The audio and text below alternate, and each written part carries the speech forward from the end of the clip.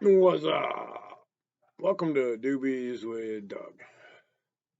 Doobie, Doug.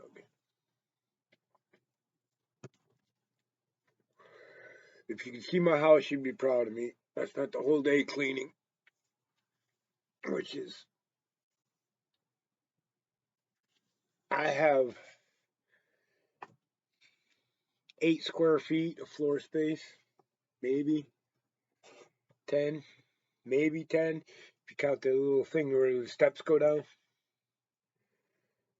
So everything you do, you have to move everything to one end and then do that, and then move everything to the other end and do that, and then move everything back and do that, and then you move everything, and then you move everything, and then you move everything.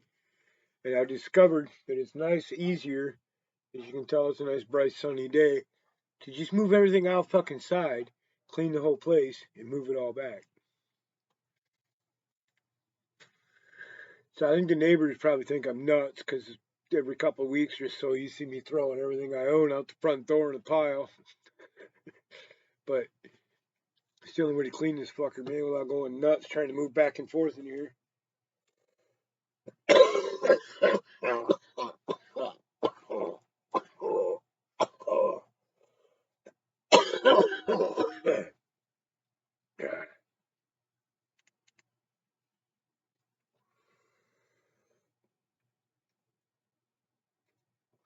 I was up in the woods last fall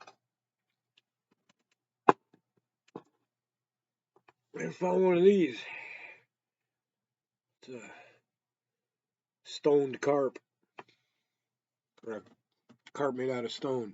I'm stoned. It's a carp. It's a rock. That's the second one I found. The first one I found on the beach.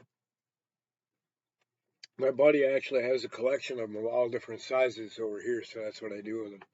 I take them over there and stick them in his collection. I found 2 so far, and then I bought like 3 or 4 of them from yard sales for like $1 or $2.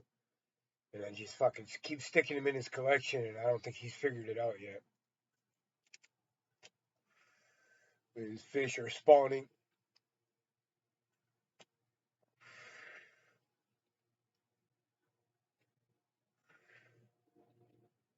So I'm finally recovering from a highly uncomfortable situation, which I haven't mentioned because it's a sensitive situation. But I tried a new brand of soap, and that soap caused me to have a reaction on my skin.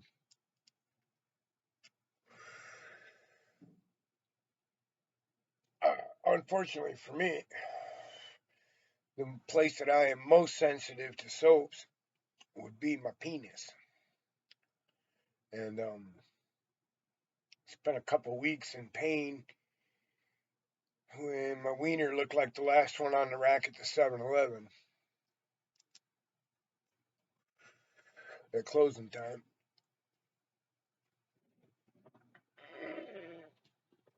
No bueno.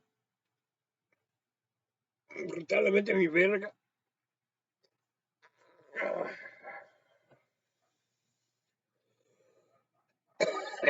So there's some personal information for you. Aren't you glad I'm feeling better?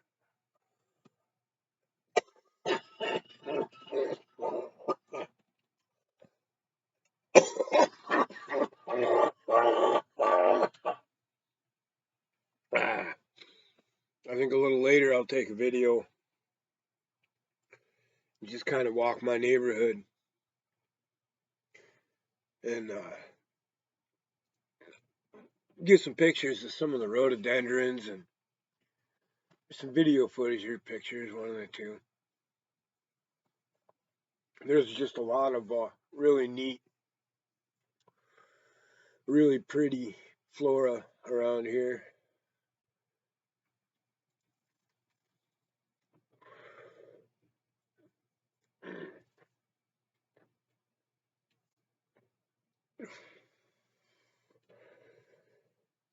So the video I posted last night, I put like a fucking half-gram of hash in my night-night joint, and I didn't even upload the video until this morning because I fucking finished that joint, finished that video, and practically crawled into bed. Shit knocked me the fuck out. And then, I was up at fucking 5:03 or some shit this morning. But so far, my timing's been perfect all day. Got up, brewed my coffee, checked my emails,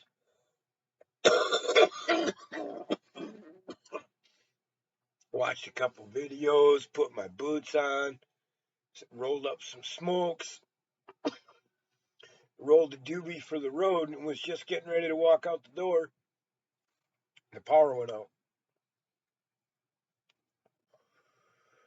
So I went and walked on the beach for about 2 hours and 45 minutes. And as I was walking back up to my house, I saw my light come on.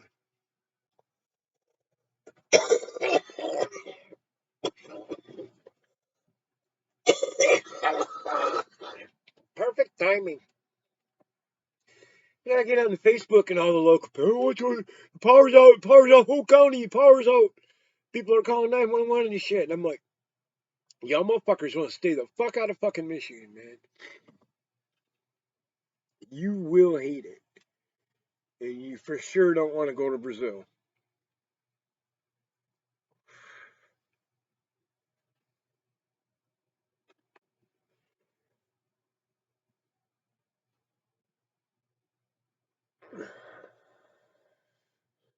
I don't understand.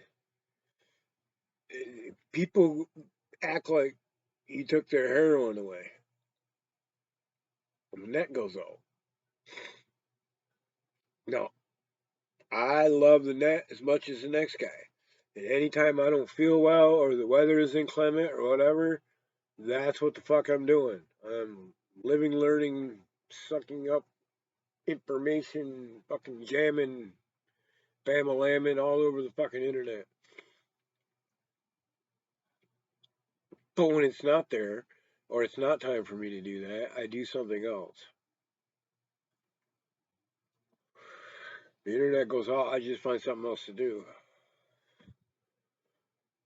Simple.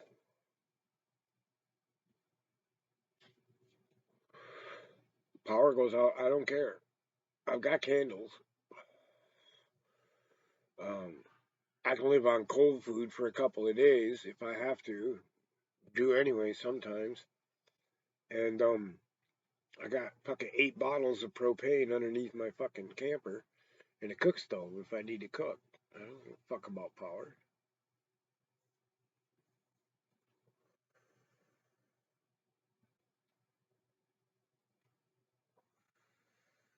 But yeah, some trunk line or something, they had to reset it.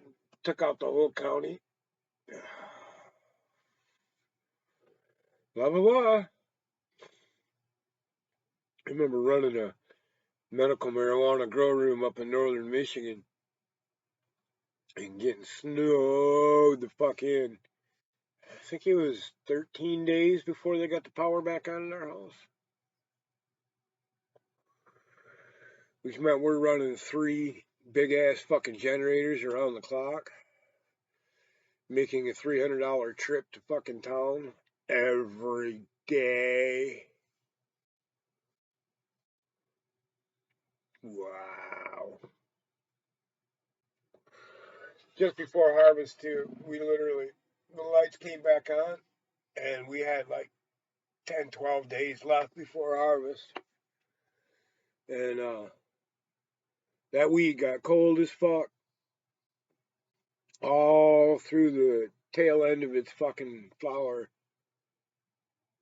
Because we're running generators.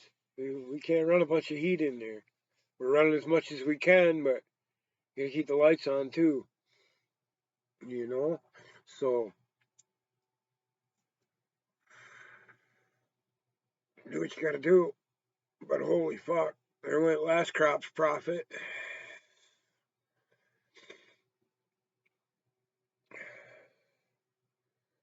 Yeah, one little event like that can put you in the hole in this game. What are your contingency plans for a long-term power outage, bub? At least we had our shit together and had generators. And we even had enough fuel on hand for the generators for days. So we were ahead of the game, but the game was ahead of us. It happens.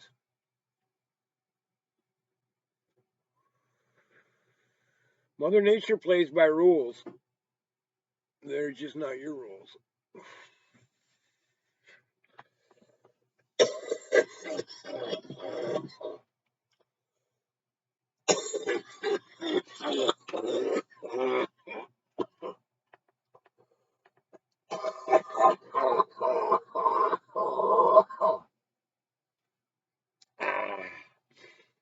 So one of the big things that's been popping through the news cycle, off and on and off and on, I've noticed it in different formats, different. It's getting passed off as a bunch of different things. Okay, so let's rewind and see if we can get to the root of how we got to where the problem is today. Supply chain issues, right? That's what it's been.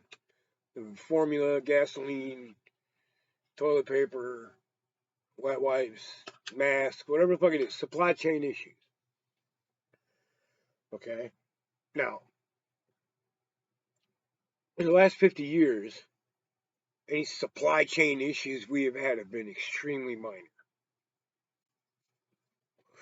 Longer than that, since World War II,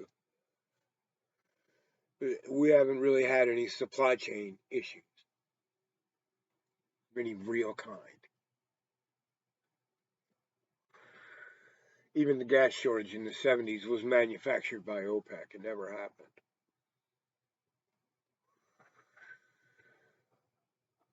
So, if you go back to the beginning of Xi Jinping's taking over China, one of the things he wanted to do is figure out as many ways as possible that Western capitalism could work with the Chinese system in Chinese culture.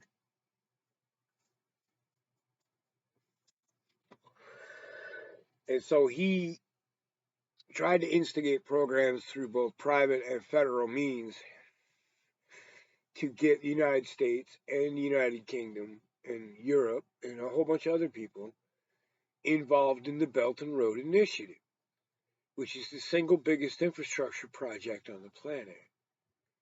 Now, what makes China think that they can build the single biggest infrastructure project on the planet?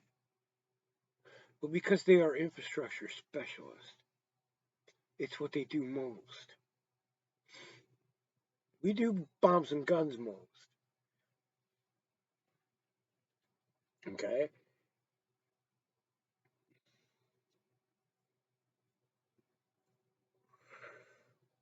We didn't want any part of it.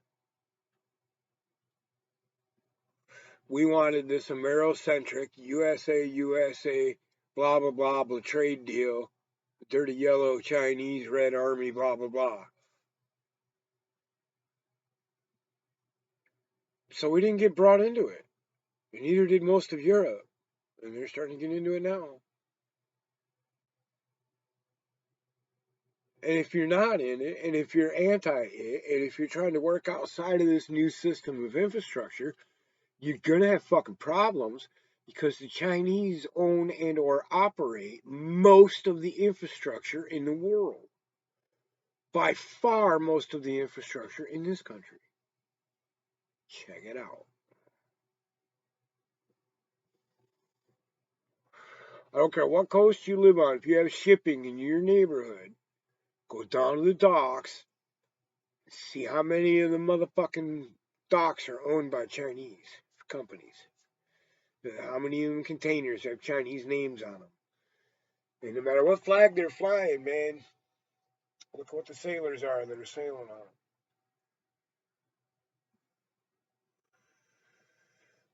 They can sail out all kinds of countries and still be owned by Chinese. But anyways, The Chinese own every fucking thing. So you continue through this aggressive trade agreement, rehaggling, reneging on trade agreements that we made with China, and active attempts at us to devalue the yuan because our credit rating was in jeopardy. And instead of doing the right thing and bringing our credit rating up by not bailing out our fucking stupid ass retarded Wall Street fucking banks, we were in danger of losing our AA credit rating. Works the same with countries as it does with people. What's your credit score, America? AA, but only by the point of a gun.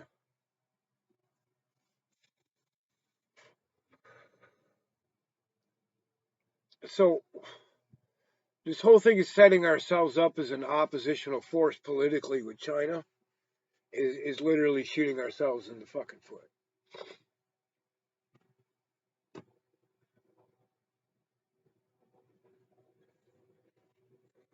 Josh Blue does a routine where his wife went to Japan, and while she was there, they went to China. His wife is Japanese, and while they were there in Japan, they went to China. So she got him something from China and sent it to him. And he calls her back and says, "Honey, it's really nice what you got me, but I've already got a whole house full of stuff from China. Why don't you send me something from Detroit?"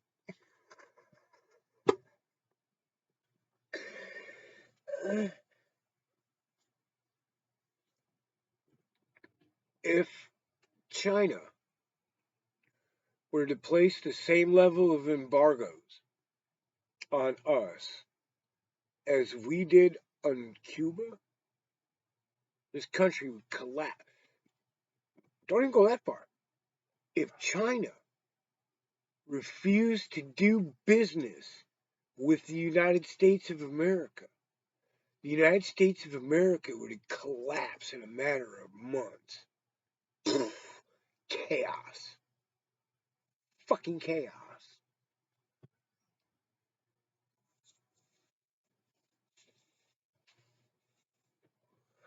These motherfuckers can't handle a simple plague. What do you think they're going to do when all the stores are empty? It's not just the grocery section. You can't get anything anymore.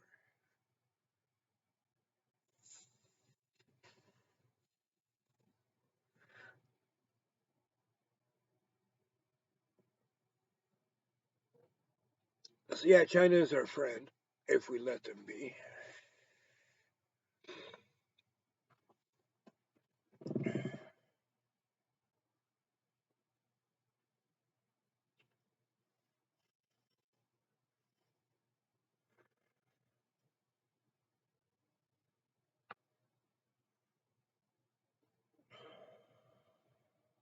Good pot. Quite enjoyed that. Got a bunch of shit left to do today, but I'm probably not going to do it. Now that I'm nice and baked, I'm really feeling another trip to the beach.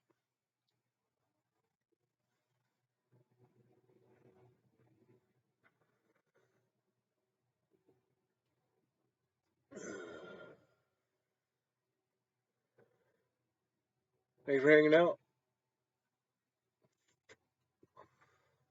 Doobies with Doug. Over and out.